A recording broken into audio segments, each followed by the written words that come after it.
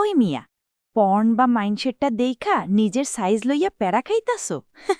হুনো জিনিস হইল গিয়া দুই পদের একটা গ্রোয়ার আর একটা শাওয়ার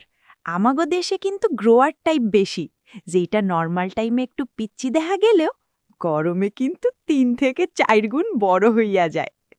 ন্যাচারাল সাইজ বাড়াইতে চাও তাইলে এই কামগুলা করো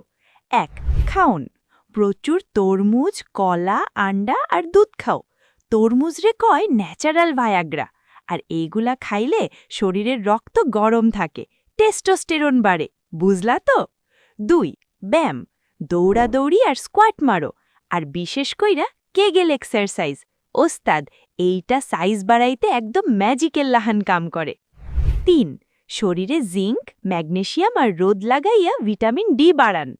আর 4 টাইট আন্ডারওয়্যার পরা বাদ দাও আর ফাউ টেনশন বা ডিপ্রেশন মাথার থেকে একদম ঝাইরা ফালাও